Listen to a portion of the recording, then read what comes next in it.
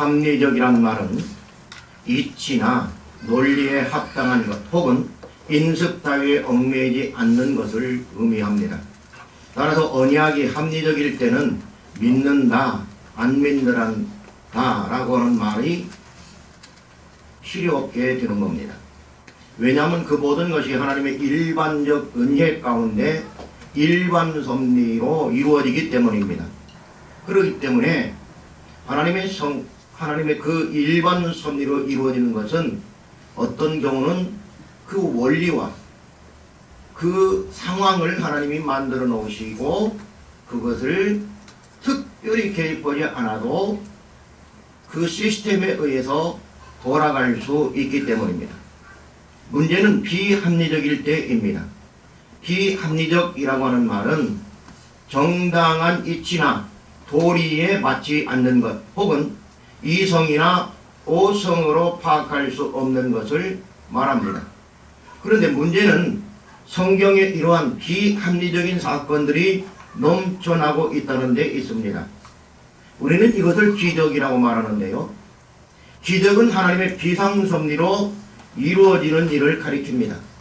그렇기 때문에 사람들의 이성이나 오성이나 그들의 판단을 가지고서는 합리적일 수 없고 또 비상식적이다, 있을 수 없는 일이다, 어쩌다 생겼지 라고 말할 수밖에 없습니다.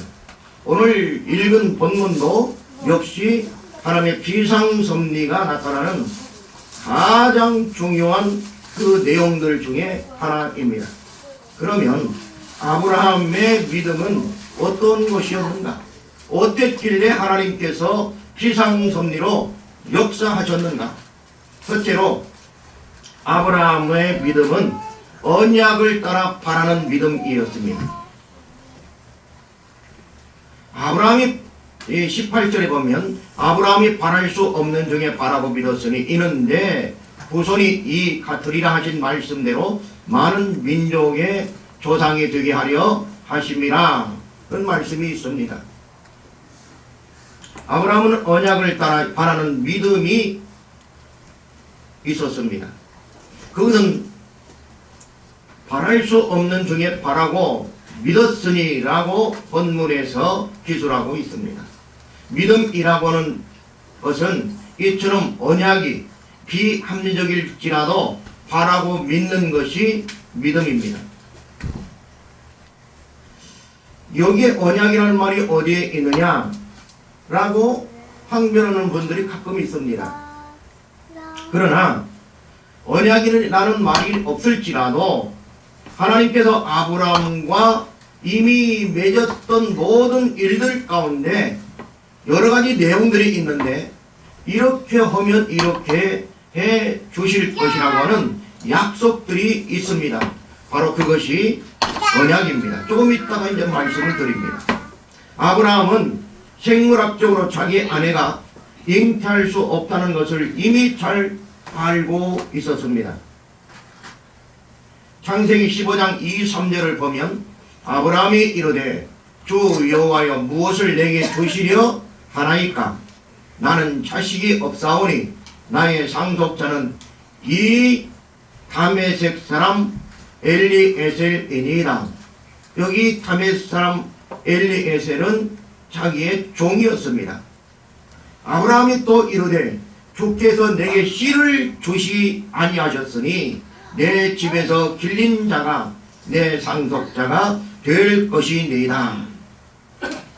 아브라함은 분명히 자기 상속자는 다메섹 사람 엘리에셀이라 하였고 주께서 씨를 주시지 않으셨기 때문에 자기 집에서 길린 자가 자기 상속자가 될 수밖에 없다고 하나님께 항변적 고백을 하고 있습니다. 그러나 하나님의 계획은 그와 달랐습니다. 창세기 15장 4, 5절을 보면 여호와의 말씀이 그에게 임하여 이르시되 그는 아브라함이지요.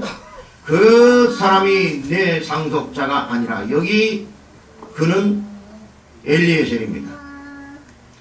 그러면서 말씀하시기를 내 몸에서 날 자가 내 상속자가 되리라 하시고 그를 이끌고 밖으로 나가 이르시되 하늘을 우러러 못 별을 셀 수 있나 보라. 또 그에게 이르시되 내 자손이 이와 같으리라 고 말씀해 주셨습니다. 이는 하나님의 일반적 언약 선포였습니다. 내 몸에서 날 자가 내 상속자가 될 뿐만 아니라 그의 자손이 셀 수 없는 뭇별처럼 번성케 된다고 선언하십니다. 대부분의 사람들은 육신의 본성이 지배하기 때문에 늘 하나님의 계획과 다른 삶을 살게 됩니다. 신자라 할지라도 말씀과 기도로 무장하지 않고 있다면 결정적일 때 자기 생각과 계획에 따라 실행하게 됩니다.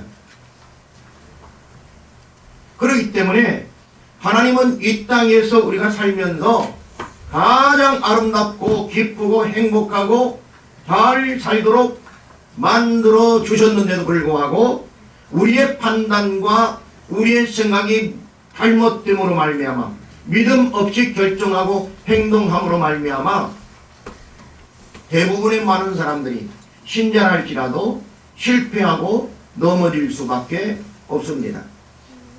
하나님의 말씀에 있는 대로 정직하고 성실하고 부지런하고 열심히 살면 부자가 안 될 수가 없습니다.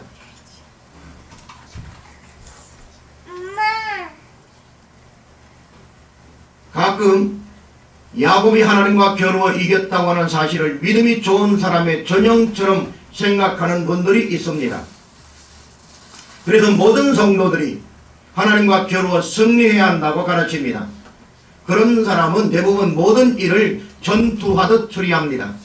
찬양도 전투하듯 부르고 기도도 울부짖으며 통성으로 하지 않으면 뭔가 부족한 것처럼 생각합니다. 그러나 하나님과 겨루어 승리한다고 하는 것은 어불성설입니다. 자신의 소망에 대해서 믿음을 갖는다는 것도 있을 수 없습니다. 개인의 소망이 성취되는 게 믿음의 결과로 치부하는 것은 더 어리석은 일입니다. 이러한 믿음은 성경에 나타난 정신이나 의도와 전혀 다르다는 것을 알아야 합니다. 왜냐하면 참된 믿음은 일의 성취에 있지 않고 이를 이루시는 하나님께 있기 때문입니다. 지난주 칼럼에서 제목을 제가 그래서 하나님이 쓰시는 나보다 나를 쓰시는 하나님을 만나라 이렇게 정했었습니다. 내가 나를 주목하는 그 시간에 오히려 나를 쓰시고 있는 하나님을 바라보고 하나님을 만나야 되는 겁니다.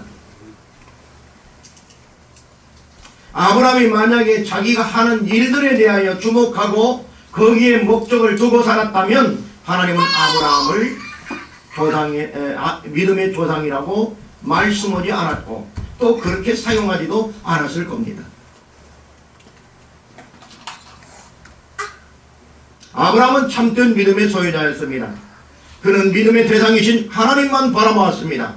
갈대아 우르에서 자기를 인도해내신 언약의 하나님께 마음을 두었습니다.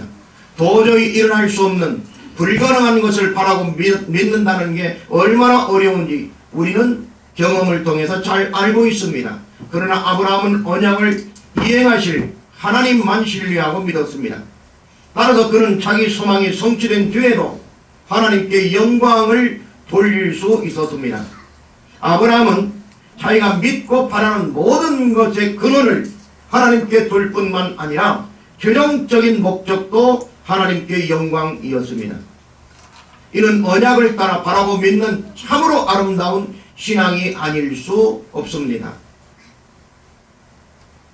과학에 있어서 사실에 대한 확신은 과학자가 세워놓은 가설을 추론해서 밝혀진 사실 또는 추론에 의해 세워진 가설에 대한 확신을 말합니다.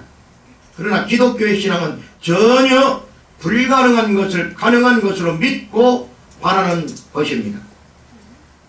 근본적으로는 하나님의 전능성과 목적의 결정성, 다시 말하면 약속의 신실성을 믿고 바라는 것을 가리킵니다. 따라서 기독교의 신앙은 전제된 가설을 추론하여 믿는 과학적 확신과는 본질적으로 다르다고 하는 것을 알아야 합니다. 아브라함은 바랄 수 없는 중에 바라고 믿었습니다. 신앙은 이해할 수 있는 일이나 세상이 이해해 주는 것만 믿는 게 아닙니다. 아브라함처럼 상식을 초월한 언약을 따라 하나님을 믿는 게 진정한 신앙입니다. 바랄 수 없는 중에 바라고 믿는 신앙으로 승리하시기를 주님의 이름으로 축복합니다. 네. 둘째로 아브라함의 믿음은 어떠한 것이었는가?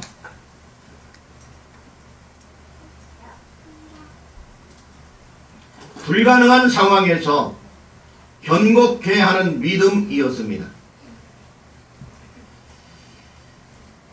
19절과 20절을 봅니다. 그가 100세나 되어 자기 몸이 죽은 것 같고 사랑의 태가 죽은 것 같음을 알고도 믿음이 약하여지지 아니하고 믿음이 없어 하나님의 약속을 의심하지 않고 믿음으로 견고하여져서 라고 하는 말씀이 나옵니다. 여기에 중요한 것은 믿음으로 견고하여졌다는 말씀입니다. 믿음이라고 하는 것이 믿음으로라고 해서 사역의 통로로 사용되고 있다는 겁니다. 그러니까 믿음이 그냥 어떤 형이상학적 단어가 아니고 믿음은 우리가 사용할 수 있는 수단과 방법이 될 수 있다고 하는 것을 보여주는 부분입니다. 그 믿음으로 앞에 19절에 아브라함은 죽은 것 같음을 알고도 믿음이 어떻게 됐어요? 약하여지지 아니했습니다. 그러니까 여기에 지금 아브라함이 가지고 있는 믿음은 두 개의 믿음이 나타나고 있습니다. 어떤 믿음이 하나 있는데 그 믿음으로 견고하여졌는데 그 무엇이 견고해졌냐? 믿음이 약해지지 않는 믿음이 또 다른 믿음이 견고해졌다는 거예요. 이것은 하박국서에 나오는 것이나 로마서 1장에 나오는 믿음으로 말미암아 의롭게 된다 는 말씀과 일맥상통하는 말씀이다 이렇게 볼 수 있습니다. 모든 사람은 수많은 환경의 변화를 경험하며 살아갑니다. 환경의 변화가 외부에서 닥쳐오거나 아니면 자기 자신의 연약한 죄성 때문에 일어날 수도 있습니다. 이런 돌변하는 상황에 처하게 되면 지속적인 신앙을 유지하는 데 매우 어려워질 수 있습니다. 방황하기도 하고 때로는 의심이 일어나 믿음을 잃어버릴 수도 있습니다. 아브라함의 인생도 마찬가지였습니다. 본문에 나타난 상황 역시 결코 자기 혼자 해결할 수 있는 단순한 일이 아니었습니다. 약속을 믿었지만 언제 이루어질지 막연한 환경적 요소가 미래를 불안하게 했고 믿음을 억눌렸습니다. 그러나 그는 의심을 버렸습니다. 불가능한 상황임을 충분히 인지하고 있었지만은 다른 의견을 제시하지 않았습니다. 하나님께 대한 어떤 불평과 불만을 말하지 않고 있습니다. 왜 그렇습니까? 그것은 하나님의 진정성을 믿었기 때문입니다. 그만큼 아브라함에게 있어서 믿음은 중요한 요소였습니다. 사실 고향과 친척을 떠나 하나님의 인도하시는 약속의 땅으로 가는 것부터 안정된 상황이 아니었습니다. 창세기 12장 4절은 이에 아브라함이 여호와의 말씀을 쫓아갔고 라고 했으며 시브리서 11장 8절은 그것을 이렇게 해석합니다. 믿음으로 아브라함은 부르심을 받았을 때에 순종하여 장래 기업으로 받을 땅에 나갈새 갈 바를 알지 못하고 나갔으며. 어떻습니까? 아브라함은 그가 지금 당한 처지가 갈대아 우르에서 처음 출발 시점부터 고난의 연속, 안개 낀 것과 같은 앞이 아무것도 보이지 않는 하나님의 언약은 있었지만은 그러나 어디로 갈지, 어디에 정착하고 정족하게 될지 그는 알지 못했습니다.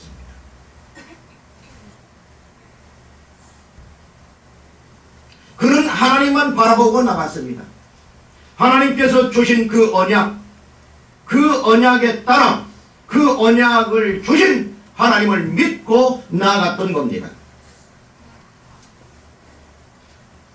하나님의 언약을 굳게 믿고 나간다고 하는 것은 그렇기 때문에 우리 신앙에서도 가장 중요한 요소입니다.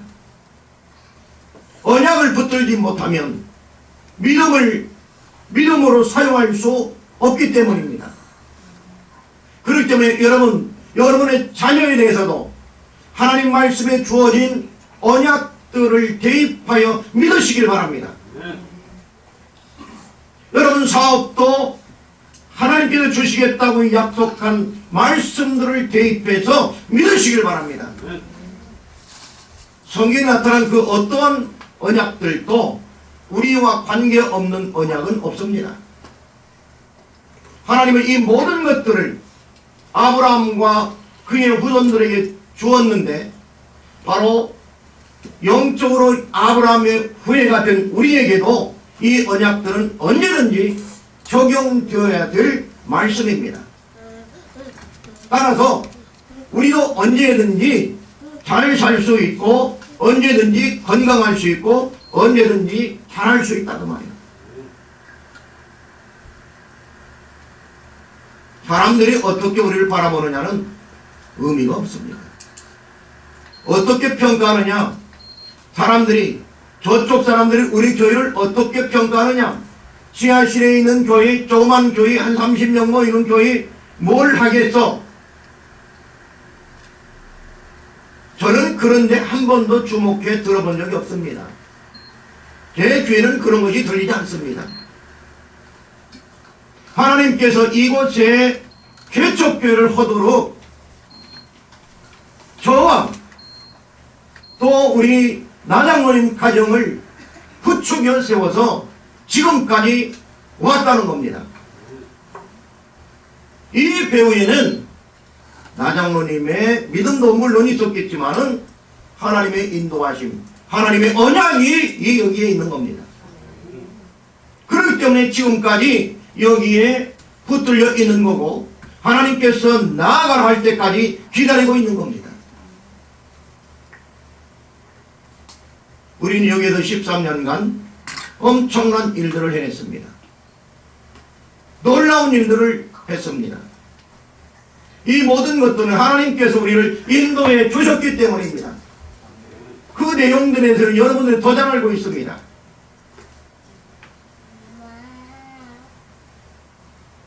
저는 지난 주간에도 여러분들이 헌금한 피와 같은 통장에 지금 마이너스입니다. 그거 딱 긁어가지고 제레미 210만원, 선교비 100만원, 그리고 박하정 목사님 보내준 40만원, 그리고 이번에 가서 쓸 음식값에서 30만원, 380만원을 보냈습니다.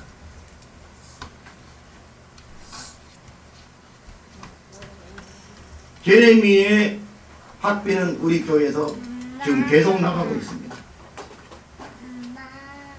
1년 다른 분이 오셨었는데 그 뒤로는 헐 분이 없기 때문에 이번 이제 줬기 때문에 이제 2번 남았습니다. 거기는 의대가 이제 본과 4년까지 있기 때문에 2번 남았습니다. 2번만 더 하면 이제는 전문을 받을 겁니다. 우리는 한 사람 키웠는데 또 좋은 처자를 거기 자기네 학교에서 의대생 1년 선배를 만나서 사귀고 있다고 하는 얘기를 들었습니다. 잘 되었으면 좋겠습니다. 그 우리는 한 사람 키웠는데 의사가 2명이 나오는 겁니다. 부부 의사가 되는 거예요. 물론 될지 안 될지는 모릅니다. 사귄다고는 얘기 들었지만 그러나 잘 됐으면 좋겠습니다. 그 처자도 믿음이 있는 좋은 처자라고 하니까. 필리핀에는 개신교가 많지 않습니다. 그런 처자를 만나기도 어렵습니다. 믿음이 좋은 의대생 처녀를 만나기가 얼마나 어렵겠습니까? 그런 하나님은 할 수 있습니다. 우리가 기도한 대로 될 겁니다. 왜냐하면 하나님이 우리를 통해서 역사하시고 인도하시고 있기 때문입니다. 이번에 갈백 아름다운 교회의 헌당도 마찬가지입니다.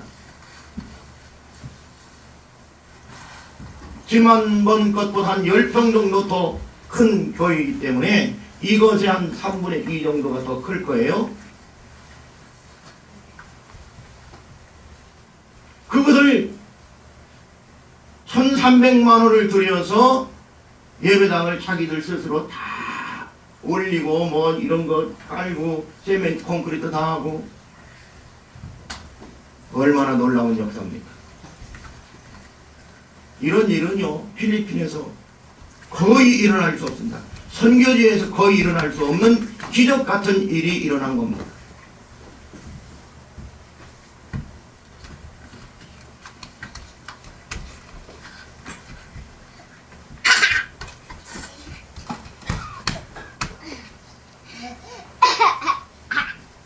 자, 그런데 오늘 본문에서 아브라함에게도 문제가 있었는데 어떤 문제였습니까? 자녀가 없다는 사실이었습니다. 대를 이을 상속자가 없다는 것은 가문이 망하는 것을 의미합니다. 이러한 사실은 하나님의 약속이 뿌리째 흔들릴 수 있는 환경적 요인이 될 수밖에 없었습니다. 늙은 자신들의 모습에서 더 이상 하나님의 언약은 무의미했습니다. 이제 사라는 경도가 끝이었고 자기도 남자고 싫어할 수 없을 정도의 몸이 되었고 이러니 우리 몸에서는 이제는 생명이 태어날 수 없다. 물론 한 15, 6, 7년 전에 종을 하갈을 집어넣어 가지고 이스마엘을 탄생시켰습니다.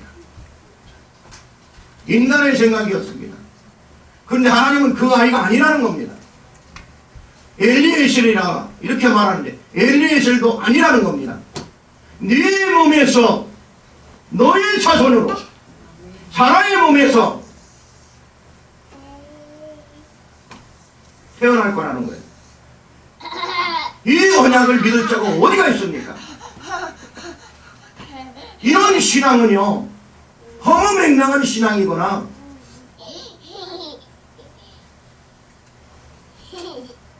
망상에 걸린 신앙이라고 그들에게서 그들 자신들도 아마 그렇게 생각했을지도 몰라요. 우리가 잘못 생각하고 있는 거 아니야? 우리가 하나님을 믿고 하나님의 언약을 믿고 여기까지 왔는데 이제 우리는 아기를 가질 수가 없잖아. 그러니 잘 살려주세요. 그러니 우리가 하나님을 믿지 않는 것은 아니잖아. 그런데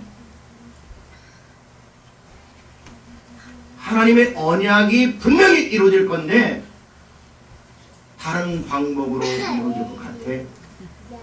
이게 신앙의 견일입니다. 다른 것을 통해서 하나님이 이루실 것 같아. 근데 하나님은 뭐라고 했습니까? 몸에서 내 자손이 나올 거다.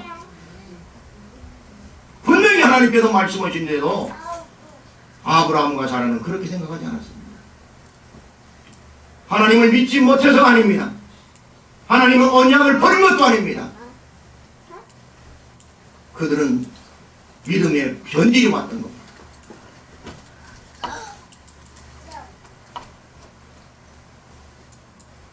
다른 방법으로, 다른 어떤 계획이 계신가 봐.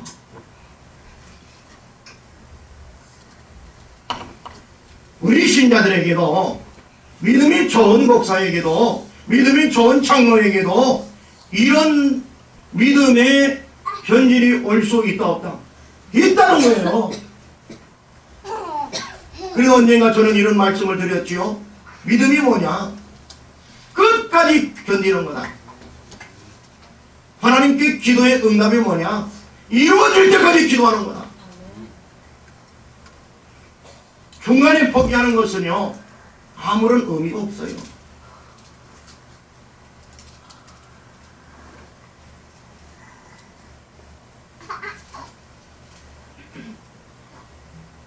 본문 19절을 보면 자기 몸이 죽은 것 같고 사라의 태가 죽은 것 같음을 알고도 라고 하는 말씀이 있습니다.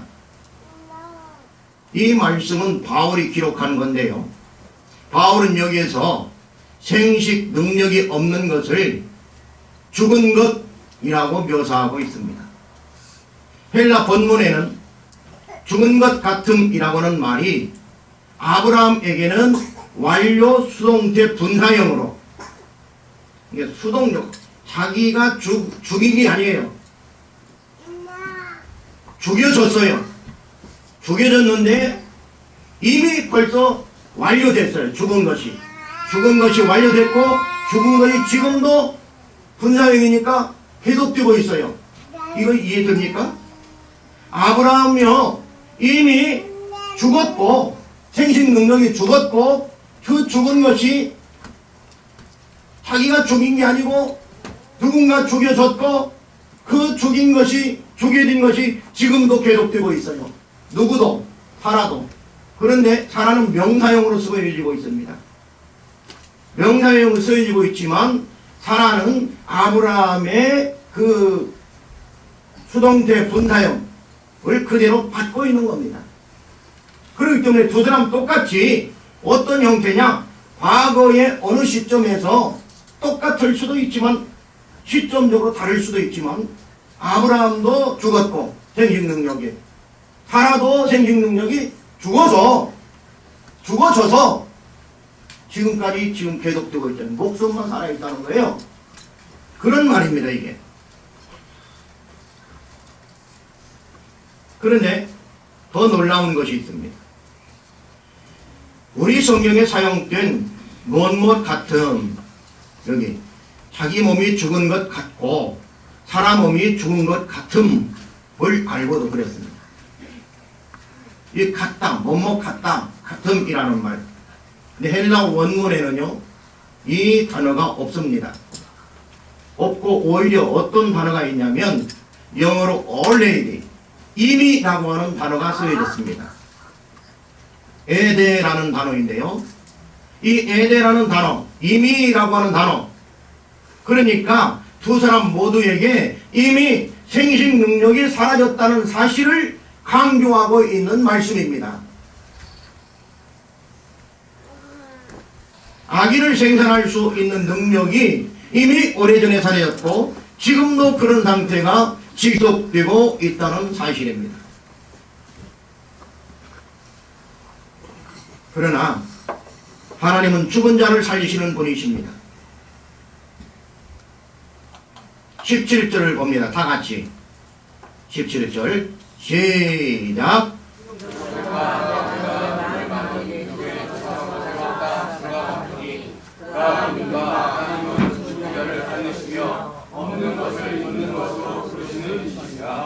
뭐라고 하십니까? 하나님은 죽은 자를 살리시며 또 없는 것을 있는 것으로 부르시는 이시니라. 아멘. 이 말씀 속에는 이미 생식 능력을 상실한 아브라함과 사라의 몸을 하나님께서 다시 회복시키겠다고 하는 의도가 숨겨져 있습니다. 그리고 이 말씀은 24절에 예수 우리 주를 죽은 자 가운데서 살리신 이라고 하는 구절과도 연결되어 있습니다. 즉 다시 말하면 예수 그리스도의 죽으심과 부활 사건은 사라의 태가 생산 능력이 없는 데서 이삭을 갖게 된 사실과 영적으로 일맥상통하고 있다고 하는 사실입니다.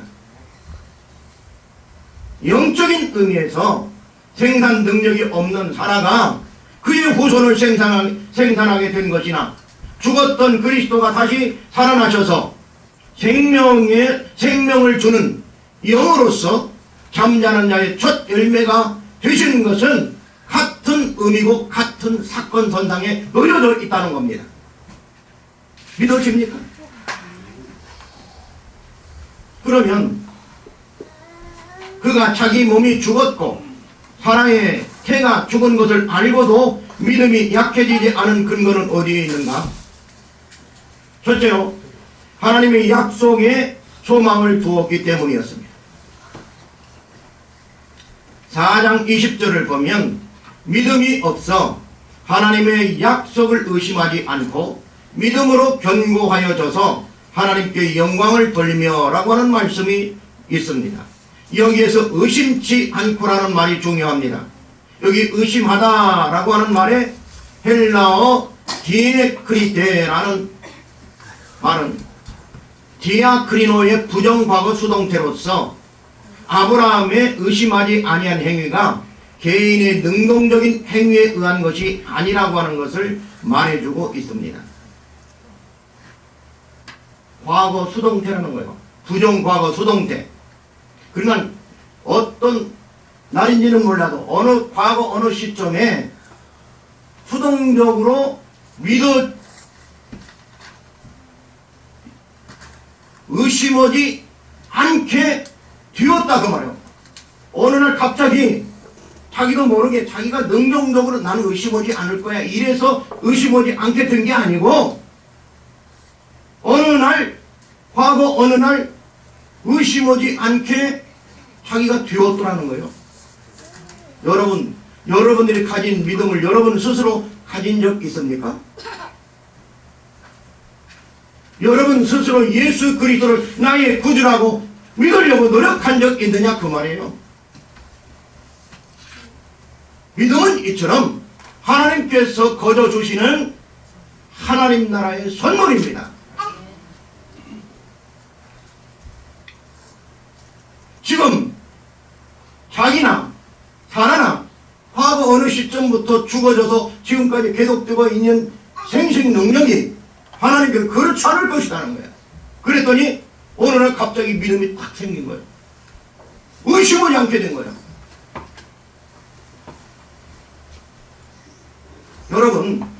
여러분 마음속에 확신이 오면요 그 확신을 붙드시길 바랍니다. 놓치지 마시길 바랍니다.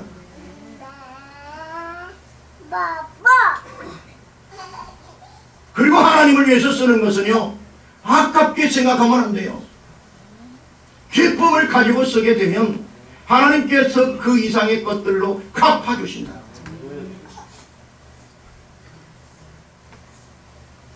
원래 여기 쓰여진 디아크리노, 다시 말해서 의심하다 라고 하는 이 기본형은 가려내다, 구별하다 또는 스스로 마음의 갈등을 일으키다 라고 하는 말입니다. 그러니까 의심하는 게 뭐냐? 구별하고 가려내고 스스로 마음의 갈등을 일으키는 거예요. 근데 그게 싹 없어진 거예요. 어느 날.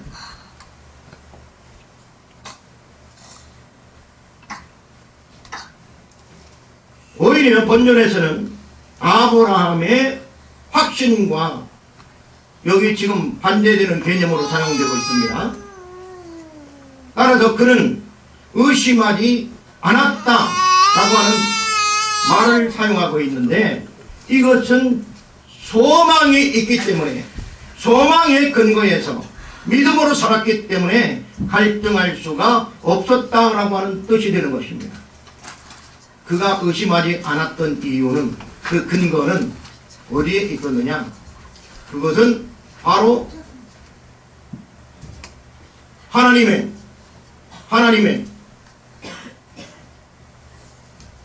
그 주신 언약에 소망을 두고 믿음으로 살았더니 어느 날 갑자기 의심이 사라졌다는 겁니다.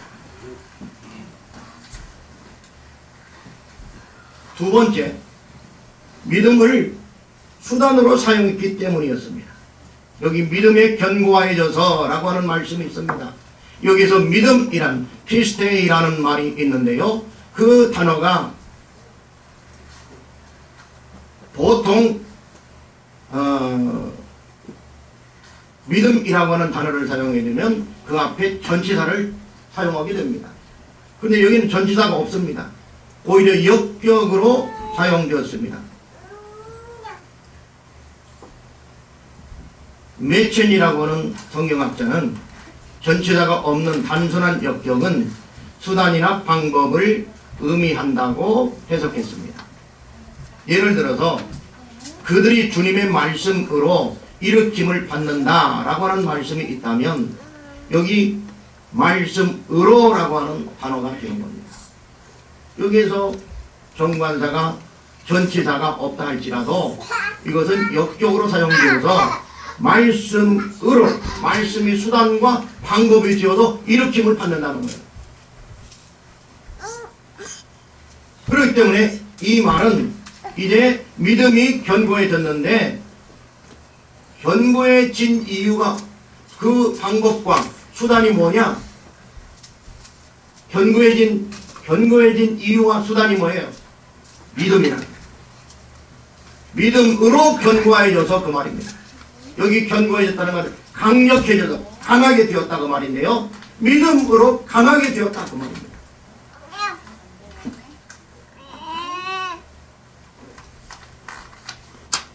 다시 말하면 믿음이 강하여지게 되는 수단이 된다는 사실입니다. 그러면 믿음으로 강하여져서라고 하는 말은 아브라함이 믿음으로 하나님의 약속을 강하게 붙들었다고 하는 의미도 됩니다. 그렇기 때문에 우리는 믿음으로 더욱더 충만해져서 하나님의 말씀들을 붙들고 살아야 될 필요가 있다는 겁니다. 사람마다 처한 환경이 다르기 때문에 삶의 답이 똑같을 수는 없습니다. 그러나 어떤 상황이 닥쳐올지라도 아브라함처럼 믿음이 있다면 약해지지 않을 수 있습니다. 아브라함처럼 믿음이 충만하여 모든 일에 강해질 수 있기 때문입니다. 우리 모두 다 아브라함처럼 믿음이 강해져서 하나님의 약속을 붙들고 사시는 그런 놀라운 일이 일어나기를 주님의 이름으로 축복합니다. 마지막 세 번째로 아브라함 믿음은 어떠한 것이었는가? 하나님께서 이루실 줄 확신하는 믿음이었습니다. 무엇을 이룹니까? 하나님께서 그가 우리에게 약속한 언약을 이루실 줄을 확신했습니다. 아브라함은 자기가 하나님과 언약을 체결한 이 사건들을 자기는 이것을 이룰 수 없다고 고백합니다. 우리는 태가 끊어졌습니다. 우리는 남자 구실을 이제 못하게 됩니다.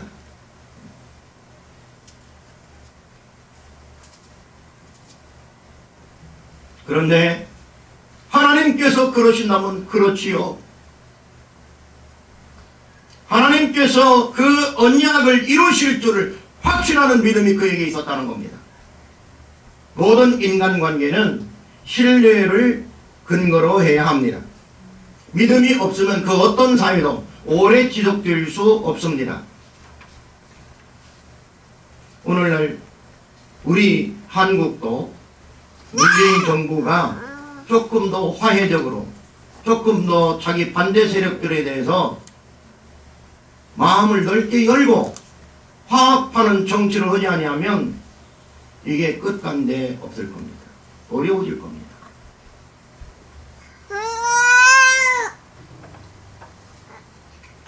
관계가 좋아져야 됩니다. 삼국지에서 가장 중요한 게 뭡니까? 싸우지 않고 이기는 겁니다. 화합하는 거예요. 내 편으로 만드는 겁니다. 같은 생각을 갖는 겁니다. 그런데 잘라내고 도려내고 내 편이 아닌 자들을 구별하고 가려내릴수록 어떻게 됩니까? 적이 많아지는 겁니다. 교회도 마찬가지입니다. 하나님의 사람들도 마찬가지입니다.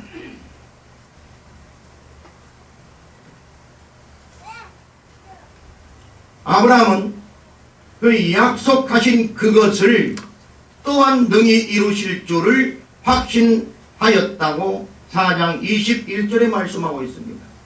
약속하신 그것이라고 하는 것은 구체적으로 많은 민족의 조상이 되리라 라고 하는 17절 말씀과 내 후손이 이 같으리라 18절에 말씀하신 내용입니다.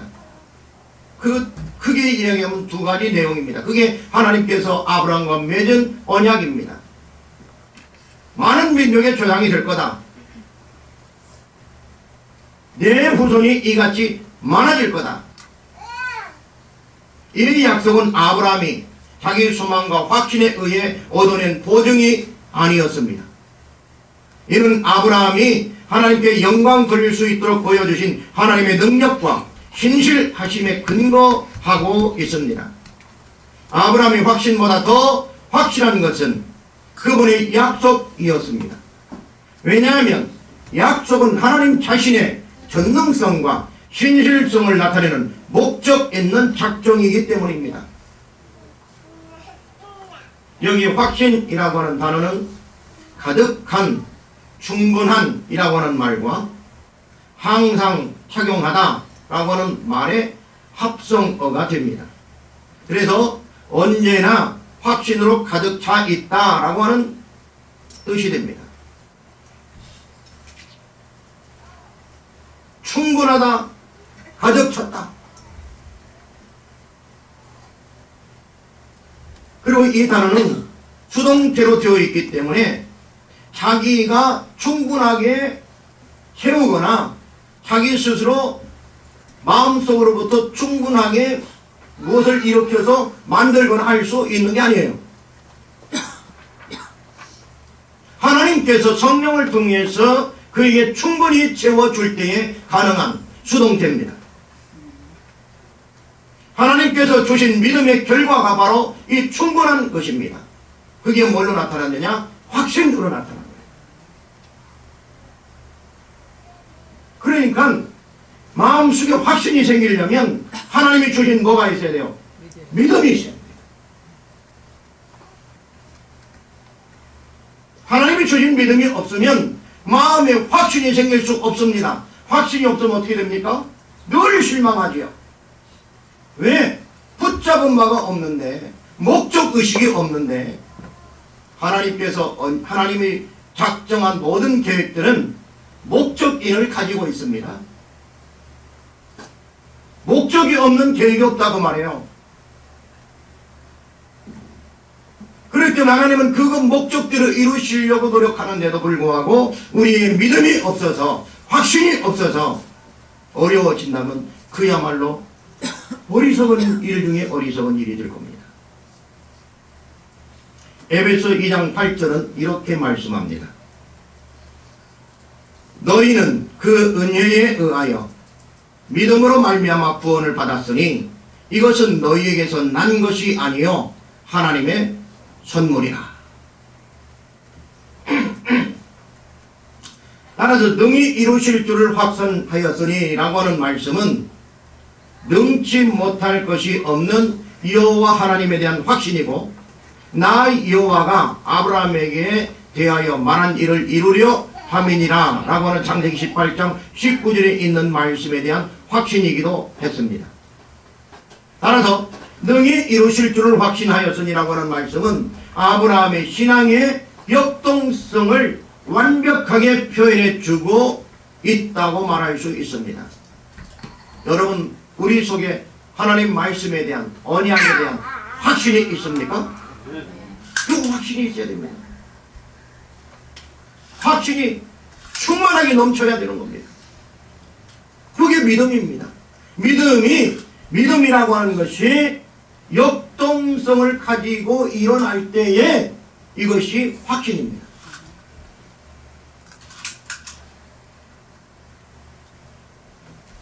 본문은 마지막 22절에 다 같이 봅니다. 시작. 다시요. 졸리는 말로 아니고 확신을 가진 말로. 시작. 그렇습니다. 이는 9절 하반절에서 언급했던 그 믿음이 의로 여겨졌다고 하는 말씀의 반복입니다. 이미 받은 믿음이 항상 확신으로 가득 차 있는 상태를 가리킵니다.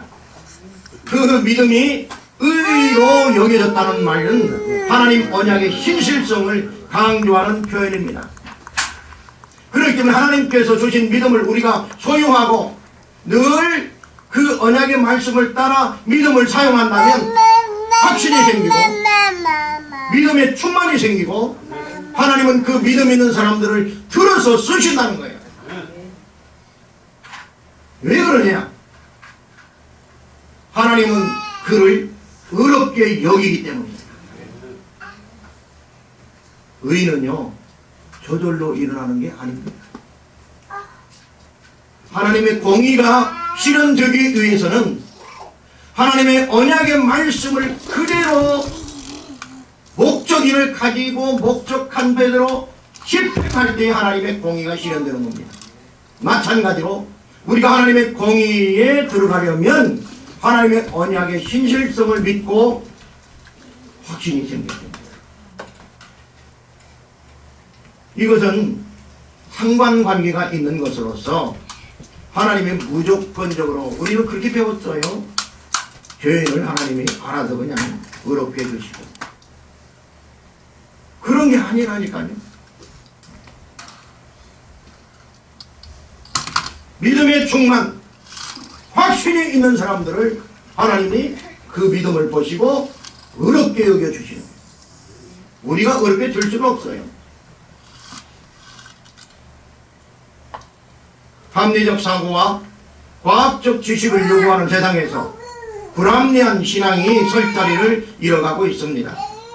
청소년들은 공부 때문에 교회를 등한히 하고 청년들은 모든 것에 합리적인 잣대를 들이대며 교회를 떠나가고 있는 시점에 와 있습니다. 하지만 아브라함은 언약을 따라 바라는 믿음이 있었습니다. 불가능한 상황에서도 견고하게 하는 믿음이 그에게 있었습니다. 하나님께서 이루실 줄 확신하는 믿음이 있었습니다. 그는 언약을 따라 믿음의 확신을 가지고 살았습니다. 아브라함처럼 새로운 희망을 선포하고 역동적 신앙생활을 통해 하나님의 영광을 드러내는 아름다운 교회가 되시기를 주님의 이름으로 축복합니다. 하나님 아버지 감사합니다. 오늘 또